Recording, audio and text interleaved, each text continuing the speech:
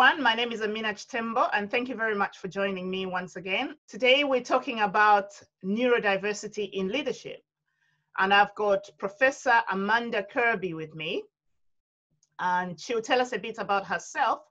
But to start, I just wanted to share a little bit. Today's topic is really close to my heart because as a woman who found out about my dyslexia in my 40s, I thought it is a subject that we don't talk about a lot, especially when it's linked to leadership. So we know at the moment that in many of the developed countries, we have support for people who have neurodiversity issues. But when it comes to the workplace, it becomes a different story. So research has shown that at least 10% of the people have some kind of neurodiverse condition. However, not a lot of us know about these conditions, but there's a lot of stigma that comes with it as well. So my guest today, Professor Amanda Kirby, has been in the field for many, many years. She'll tell us how many years, but she wears so many hats. I'm just so excited to speak to her today because of the many things that she does. So I'll ask Professor Kirby to introduce herself. Thank you. Thank you very much for inviting me. I'm a parent, a grandparent of, and have a very neurodivergent family. So one of the things that I've lived with is lived experience, which drove me to change my career completely because of understanding the challenges in trying to showcase strengths in childhood, in adolescence, and in adulthood. And across my family, I have people in science and the creative industries, but I've also got people who are non-verbal, who have learning disabilities. So we've got a whole range. We are neurodiverse in the real concept of that. I was a GP and changed career when my son was diagnosed with dyspraxia, developmental coordination disorder, and then other conditions, and then developed a interdisciplinary team more than 25 years ago. Yeah, I'm old in the sense I've been around the block a long time, but what I've seen over the years is change in words, change in terminology, change in understanding. And then I reversed into academia and did research work, clinical work, became a professor, did a PhD about employment because I was really interested in what happens when people grew up. We thought 25, 30 years ago, people grew out of this. It's like getting a card on your 16th birthday and going, it's all gone now, which was naive and ridiculous. So my passion and interest is personal and it is professional. And as a consequence of that, developed the Do It Profiler system to help with screening and assessment. So I continue to be passionate about it because this is about enhancing skills in education and employment for all of us and making it a neuro-inclusive world. Wow. That's amazing because I like what you say about, you know, we thought people grew out of it because that's, you know, as a person living with one of the conditions or two of them, dyslexia and dyspraxia, you tend to think, why am I not getting better? Because people keep telling you, you are supposed to grow out of it. You're supposed to learn how to read properly. You're supposed to learn how to speak properly. And you're supposed to do things in a certain way. And what I find is eventually people adapt, but it does have long-term effects and it can affect people in a very negative way if it's not checked, if it's not looked into. There's also the issue of people not wanting labels. I like labels because at least then I can know what to do with that label. If I can find out what's happening, maybe somebody can help me find how I can work with it or help solve it. But that's not the case. I appreciate that that's not the case with everybody, and we are all very different. So my first question is, you just mentioned neurodivergent family and neurodiversity. What do those terms mean separately? And, you know, what's the difference? Okay, so neuro, brains, diversity, variable. So we have, all of us have got different brains, different connections, tens of thousands, hundreds of thousands of different neural connections in our brains, which are all wired differently, wonderfully different. And what actually often that we do is, if you look at what is called a normal distribution, I'm not saying anybody's normal, this is an academic term in the sense of a normal distribution, society tends to provide and do to the mean.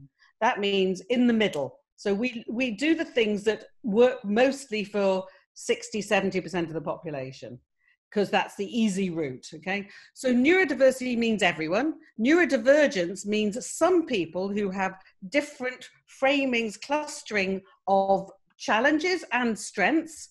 And we talk about some conditions associated with neurodivergence. So a person is neurodivergent, we are all neurodiverse. Neurodivergence with some conditions like dyslexia, like dyspraxia or developmental coordination disorder, like ADHD or autism spectrum conditions.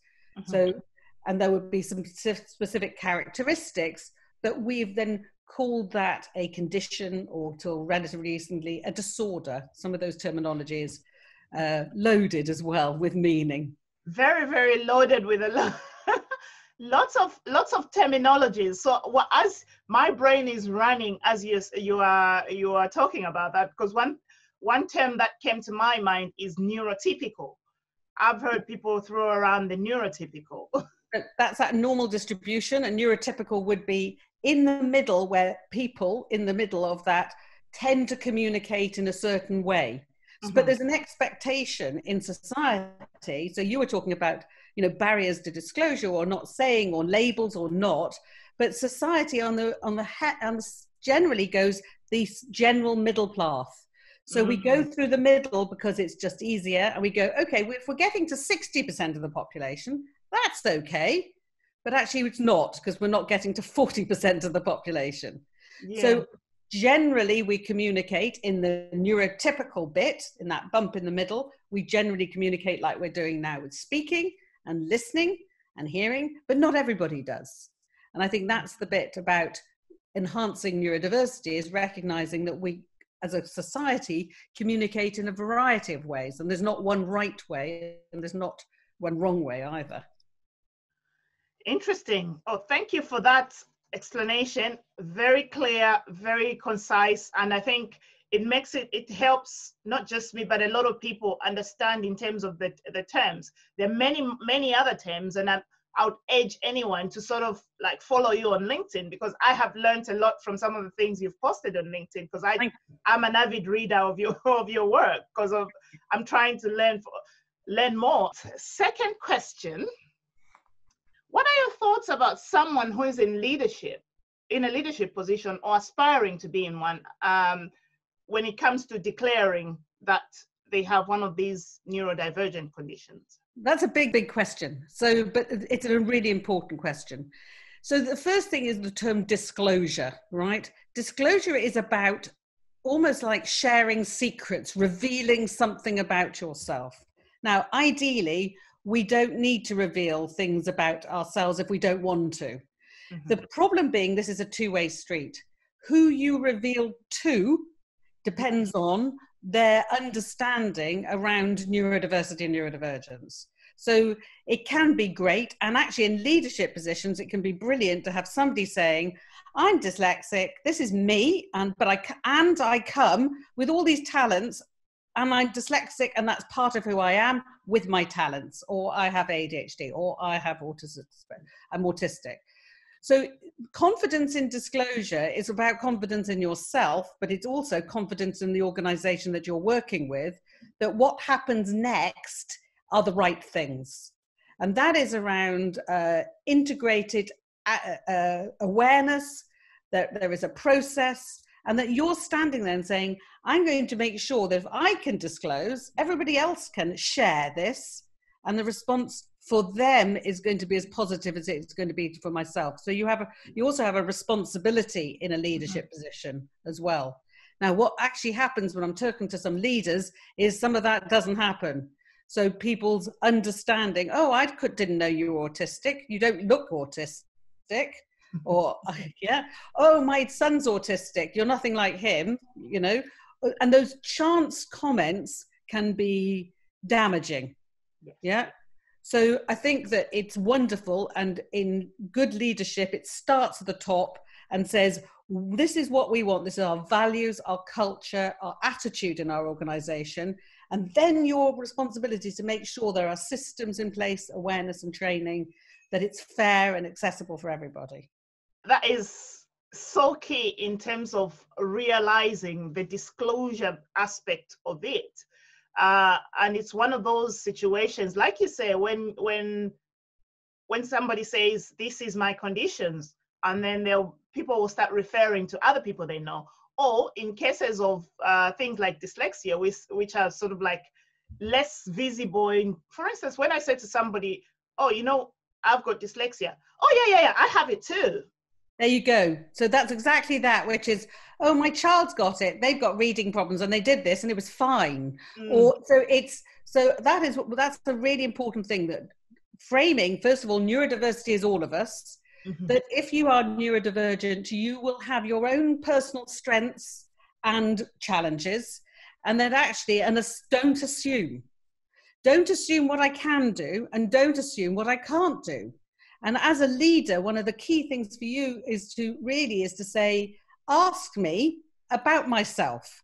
And that is the same phrase for anybody. That's the same phrase if somebody's revealing they are LGBTQ, or they've got asthma, or they've got it. It's actually, first of all, it's up to you what you decide to reveal. But at the same time, each one of us has got a different life, a different context, a different job. So ask me, don't assume. I think that's very, very important. As a leader, when you disclose, do not expect that just because you have talked about your situation, all your staff should now talk about their situations, because we all walk very different journeys. We do. I think that's a really important, that it is, we shouldn't think, so I said disclosure is about revealing. And for some people, actually, you have to feel that that's safe to do so. And if we are going to think about a sort of universal design, which says get it right for everybody, then nobody needs to disclose, because the situation is fine. If spell checkers are on everything, and text to speech and speech to text is everywhere, and your communication forms are thinking to be globally appropriate, you look at readability, we do closed captioning, we do as much as we can to try and be as accessible, then why do you need to disclose? Because actually, each one of us is neurodiverse. And it means that we only need to tell about the bits we want to. I mean, I think what you take to work, sometimes I don't want to take my whole authentic self to work, because I want to leave some of it at home. Exactly. Who I am at home is a different hat to who I am at work.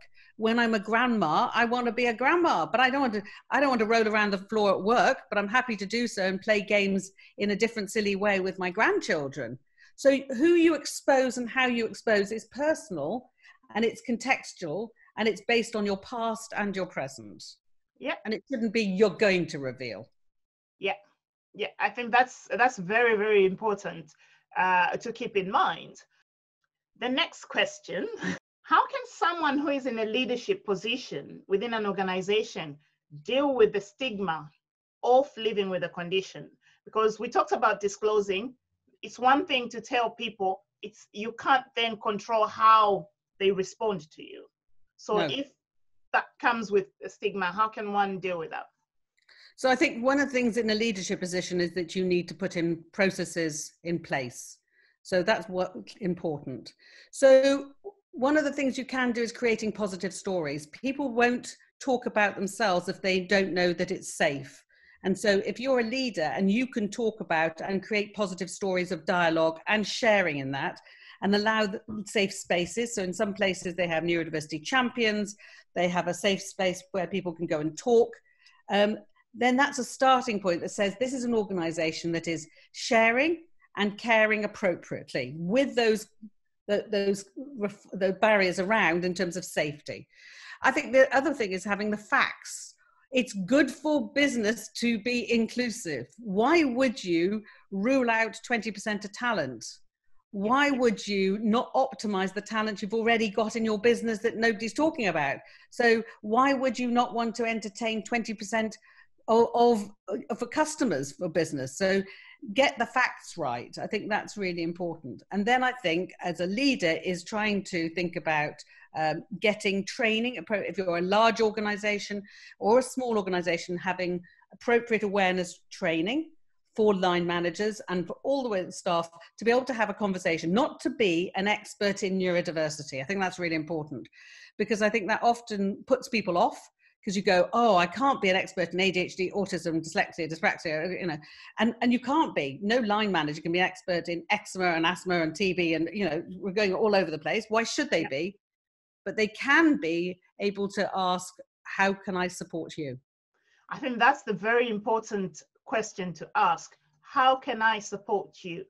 Because it's all well and good to listen to what somebody says, but people come to you and they will disclose their condition because they are looking out for somebody to hear them out. But not only that, but to make their work bearable. Because trust me, at the time somebody is coming to disclose, they've already struggled quite a lot within themselves. They are trying to make themselves better already. So it's that extra step that is there that they are looking out for.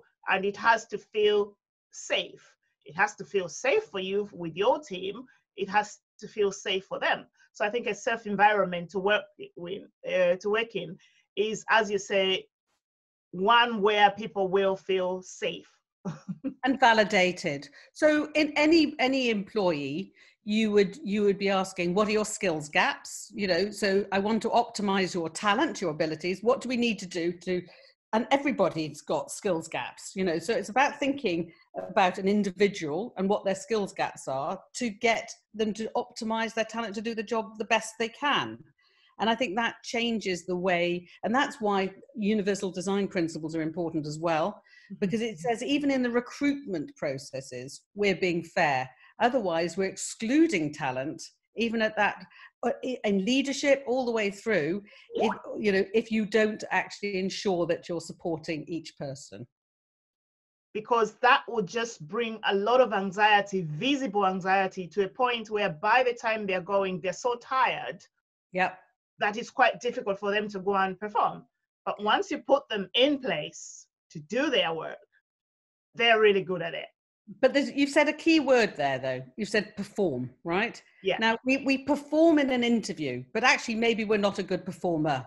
And maybe our job does not require performances. Exactly. Yet in an interview situation, we're being judged on our performance. Now, a few minutes of you just being what people want you to see. Yeah, exactly. Well, you might have to do a presentation, but actually in your job, you never have to do presentations. You might be an analyst who never has to interface with the public. So, but you're asked to do a performance and present yourself in a way that doesn't measure what your job is.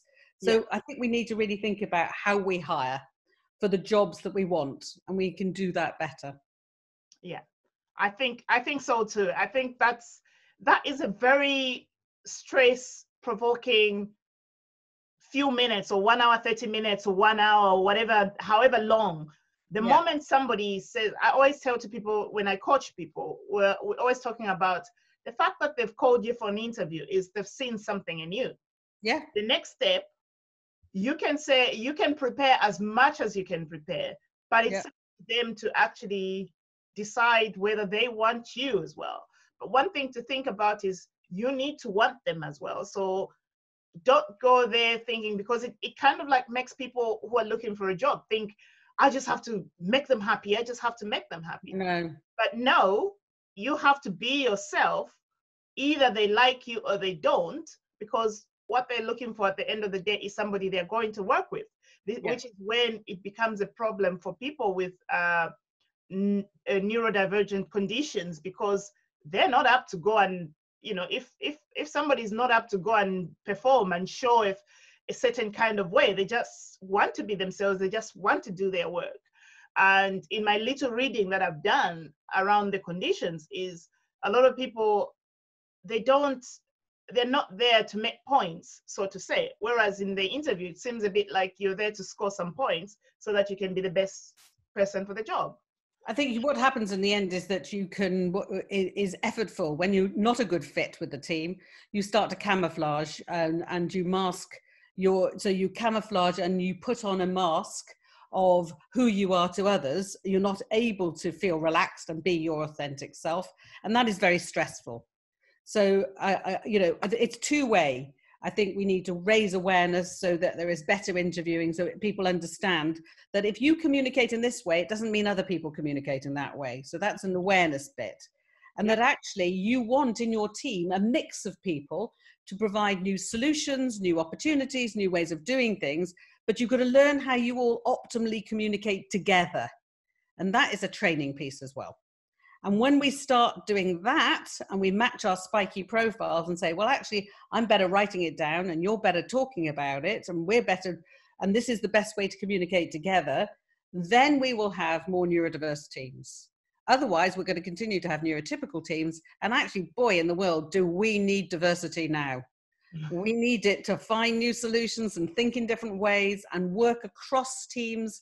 And I think I go back to my family in the beginning, who are scientists and artists and DJs and IT specialists, and also have learning disabilities and a whole variety. And together they come with all different sorts of ideas and thoughts. Well, I think that's a much better world than having a one size fits all, because it doesn't. I'm just thinking of what you say, that it just reminds me of growing up in a family where everybody's a doctor. So everybody expects you to be a doctor. Yeah. So if you're different, if you then want to go and be a DJ, you're not seen as the right kind of person in the family. We had that growing up quite a lot, where your family wanted you to have a certain career because for them, your parents wanted the best for you, but for them, that's what worked, without really looking at what is it that you want. Absolutely. So I've got exactly that. My father was a doctor. All right. And I'm a doctor. And growing up, he always said, you're going to be a doctor. Do you know what I mean? From a very young age, you're going to be a doctor. And I went, I really like to be a psychologist, I think. No, you're going to be a doctor. You're going to be a doctor. You're going to apply to medical school. You're going to be a doctor. And I did become a doctor, and I like being a doctor. However, my daughter's a DJ. And she was never going to be a doctor, There you go. So allowing people to be who they want to be is important, I think. Coming to the last question now, what are some of the support mechanisms that one can expect after they disclose? Sort of like looking at the work that you've done. Obviously, you've come across quite a lot of different situations. So what are some of the general things that if somebody's sitting there and thinking, oh, that's me, but nobody knows about it, and I'm just struggling on my own here, what are some of the expectations? So the government has the Access to Work scheme. So, and one of the things there is sometimes a misnomer, which is a misunderstanding that people need a diagnosis to get access to work. You don't need a diagnosis. The role of the employer is not to diagnose. They're not a medical diagnostician or a psychologist. But employers have the Equality Act 2010 to make anticipatory adjustments and to support that person and give reasonable adjustments. And Access to Work, DWP, has got a role to play for that. If you want to get a diagnosis, you may need to go and talk to your GP and go along and say, these are my strengths, these are my challenges. We have developed a neurodiversity profiling app where that's a starting point for that conversation. You may then be referred to other services. They do vary. Adult services vary across the country still. And there are not many. They're developing more neurodiversity clinics, which encompass the whole bit, because what's key is these boxes all overlap. So often you will have dyspraxia, ADHD, and a bit of dyslexia, or dyslexia, a bit of, people don't fit in neat boxes. So go to speak to your GP and see whether you can get a referral. There are private services as well available, but for me, it's making sure we've got accessibility for all. And that isn't quite the case at the moment. So shout loud and ask, and then services may develop because we're showing there is a need if you need that help and support. If we don't say there's a need for a service, there won't be a service, and that we never used to have adult services for neurodiversity. We do now, and they're growing, and there are ADHD clinics and there are services around the country. 10 years ago, there were very few. There are more now than there were. So we have to show and demonstrate a need, and to make sure that that's accessible for all. There are also some great charities around that provide support. There's the Autism Alliance, there's the ADHD Foundation, British Dyslexia Association, the Dyspraxia Foundation, for example, who have lots of resources and lots of guidance as well. So really think about go to them as well to get some guidance as well. They have a lot of free resources available. The key thing about neurodiversity is every one of us looking out for one another as well. Yeah. Not finger pointing, not you are like that and you are like that. It's about looking out and being supportive and being less judgmental, so to say, because whenever you're judging somebody, I comment a lot on the type of things, and a lot of times you see a lot of people comment about how they hate people, bad spellers, how they hate people who can't read properly or who can't write properly and things like that. And I like now, because now I have the confidence to say, this is just me, this is how you're gonna have it. And I say, what would you rather have? Would you have a really good piece of work that has a few typos in, things that your brain can process and you can tell what I was trying to talk about? Or would you rather have just the perfect thing that doesn't have any, if there's anything like that anyway, there's nothing that's perfect. No.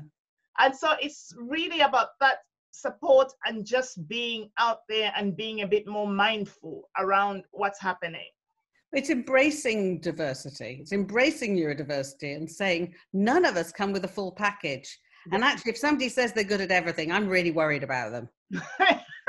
Okay, that's interesting, yes. Because they're unlikely to be good at everything, but they might think they're good at everything. That's probably the person I'm most worried about, okay? I'm just going to ask you one last question, going back to one of the comments that you just mentioned, just as we finish. Labels. Can you just comment a bit about labels? Because I mentioned labels earlier, but I know that a lot of people have different issues around that. So I think it's a long conversation, not a short conversation. All right. But I think that at the moment, labels diagnoses sometimes get you resources. They sometimes give you a ticket for a conversation that makes it easier to say dyslexia. Oh, I know what that means. They sometimes can be limiting because the label you get is the person you've seen. And it may be only that professional with their own toolkit of what their vision and view they're looking at. So they may not always be accurate about who you are. And you also, I think sometimes we can say, we assume things. So we go, autistic people are IT directors and dyslexic people are all creative. And so we can make labels assume something about you, which may not necessarily be true. So I see they have value because sometimes people say, well, I'm glad I know what I am. Now I can know where to go. I've got a ticket to talk about what to other people that gives me meaning and sense. So I understand, and as a clinician as well, I give diagnoses. But the reality is that neurodiversity is everybody's brain is different. And we should never make assumptions about a person by their label. It's a starting point for a conversation, not the end. I think that's a very good point to stop. We should never use the labels as to make assumptions about somebody. They are a starting point for a conversation. Well, Professor Amanda Kirby, thank you very much for answering my questions today. And for everybody else, thank you very much who's going to be watching this. I will have all the links. I will go through the video and have all the links at the bottom of this video. And if you do have any questions for me, please send them over and I will try and pass them on, or go and visit Professor Kirby's LinkedIn profile, Twitter, follow her on Twitter as well, and she's on Instagram as well, and her website as well. Do it online. She's the medic, she's the author, she's an academic, she's literally an entrepreneur. Thank you very much. Thank you very much for asking me.